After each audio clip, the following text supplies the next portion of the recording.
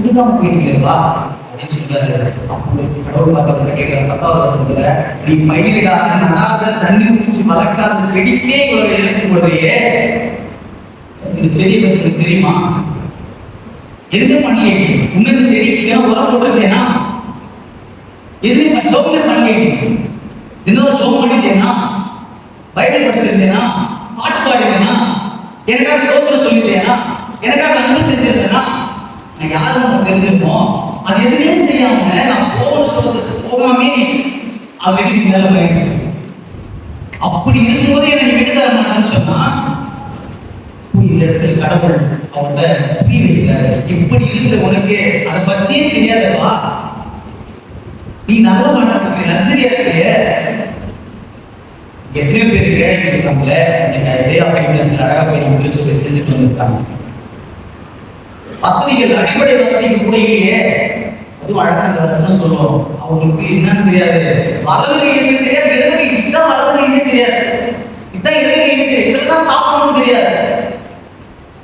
தன்னோட உறுப்புகள் என்னன்னு தெரியல. அப்ப எப்படி உலகம் தெரிஞ்சிருக்கும், அப்ப எப்படி நச்சைக்கு தெரிஞ்சிருக்கும், எப்படி கடவுளை ருசி பார்த்துருப்பாங்க. உனக்கு தெரிஞ்சது உங்க மூதாதையர்கள் இருந்தாங்க, உனக்கு சொல்லி கொடுத்தாங்க, உன்னை வளர்த்து எடுத்தாங்க, உன்னை படிப்பதற்கான முயற்சிகளை பணம் கொடுத்து பயிற்சி எடுத்தாங்க. ஆனா அவங்களுக்கு அது மாதிரி ஆட்கள் கிடையாது, யாரும் சொல்லி தர மாட்டாங்களே. அப்போ இந்த இடத்துல காமன் ஹியூமனிட்டி அண்ட் ஃபெய்த் சாதாரண மனிதனுக்கு கூட ஒரு விசுவாசத்தை பகிர்ந்து கர்த்தர் நல்லவர் என்பதை ருசி பார்த்தது மாத்திரமல்லாமல் இலவசமாய் பெற்றீர்கள், இலவசமாய் யோனா வழியா கடவுள் நமக்கு கற்றுக் கொடுப்பதை பார்க்கணும். யோனா கிட்ட 2 கடவுள் விடாமல் யாக்கோபு என்னை ஆசீர்வதித்தால் ஒழிய அவருக்கு அவர் ப்ராப்ளம், ஆசீர்வதித்தால் ஒழிய இவருக்கு என்ன ப்ராப்ளம். இவ்வளவு நல்ல கடவுளை குடுறமா இருக்குல்ல, கடவுளுக்கு மட்டும் ப்ராப்ளம். இவங்க எல்லாரும் இவங்க மட்டும் நான் வந்து எல்லாருக்கும் இரண்டாவது அடுத்த நம்ம குறுகிய பட்டத்திற்கு மாட்டாமல் எல்லாருக்குமான வாழ வேண்டும். மத்திய 22ஆம் அதிகாரம் 1 14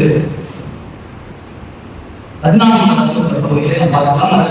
அதற்கு ஆதாரமாக அதிகாரம் 14, 15, 24 இந்த 2 இடத்திலே பார்க்கும்போது இந்த இயேசுவானவரை குறித்து இந்த நற்செய்தியாளர்கள் அழகாக எழுதியிருக்கிறார். கேட்டது அதை அழகாக எழுதியிருக்கிறார். இயேசுடைய பிறப்பை எல்லாருக்குமானதாய் காட்டினார். இயேசுடைய பிறப்பு எல்லாருக்குமானதாய் காட்டினார். எப்படி இயேசுடைய பிறப்பு எல்லாருக்குமானதாக காட்டினார்? இயேசு எதுக்கு வந்தார்? பெத்லகேமுக்கு வந்தார்.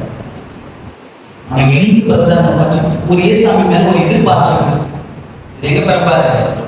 அரண்மனையில பிறப்பார், ஒரு அரச வீட்டுல பிறப்பார் அப்படின்னு ஒரு எதிர்பார்ப்பு இருக்குது. ஆனா திருமறையில இயேசுவை எங்க பிறந்தார்னு எழுதியிருக்கு. பெத்லகேமுக்கு பிறந்தார். பெத்லகேமுக்கு எங்க பிறந்தார்? மாட்டு அதை படிச்சுக்கலாம், அதனால படிக்க. மாட்டு தொழுவத்தில் முன்னணியில் பிறந்தார்கள், கிடத்தினார்கள். Already exist. அவர் ஆல்ரெடி என்ன பண்ணிட்டாரு? அதுக்கு கடவுளை நாங்கள் ஆண்டவே அப்படின்னு அதை கேட்டால் கூட்டம் வந்து அவங்களுக்கு அந்த சோர்ஸ் கிடைக்கல வந்து எழுதும் போது விசாரிக்கும் போது யாரும் சொல்ல ஒருவேளை கடவுளுடைய மறைபொருளாக தான் இருக்கணும். ஏன்னா ஒருவேளை நான் எங்கேயாச்சும் பிறந்தது இந்த கோயில் பக்கத்தில் பிறந்தா என்ன பண்ணிருப்பாங்க, தூக்கி வந்து இங்கே வச்சுருப்பாங்க. அப்புறம் டோக்கன் சிஸ்டம் கொடுத்து கடவுளை பார்த்துருக்கேன்.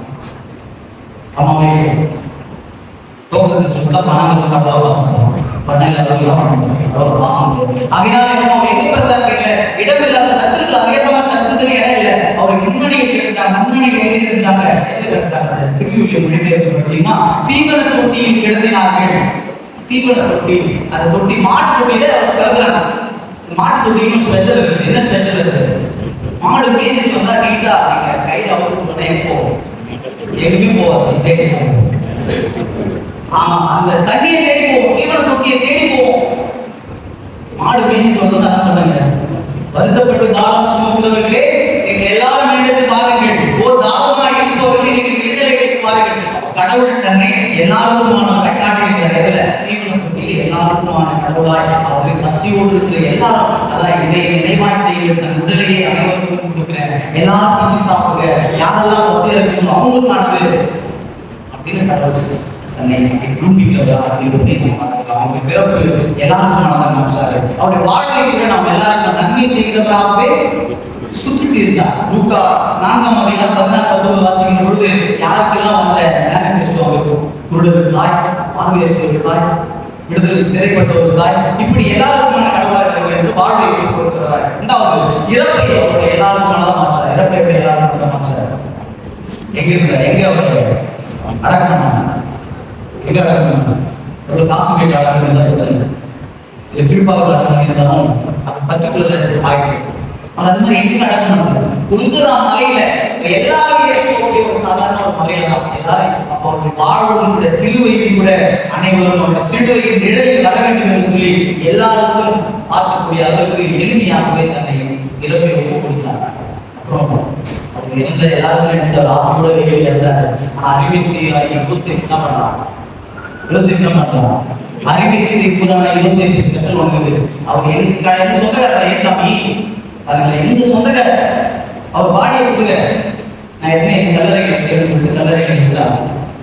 இதுல என்ன அவருக்கு எங்க என்னுடைய சொந்தக்காரர் அப்ப என்ன மாற்றுறது? சிங்குலர் உரிமையாக மாற்றப்படுது. என்னுடைய சொந்தக்காரர் கொடுங்க, நான் போய் வச்சுக்கிறேன் அப்படின்னு கல்லறைகள் வைக்கிறாங்க. ஏசாமியால முடியல. அந்த கல்லறை என்ன பண்ண படிச்சேன் புரட்ட படிச்சு அவரால் முடியாது. என்னை எவ்வளவு நாம எனக்காக உங்களுக்காக வச்சுக்கிட்ட அதனால எல்லாருக்கும் வீட்டு எழுதுகிறார். எங்கேயுமே அவர் தன்னை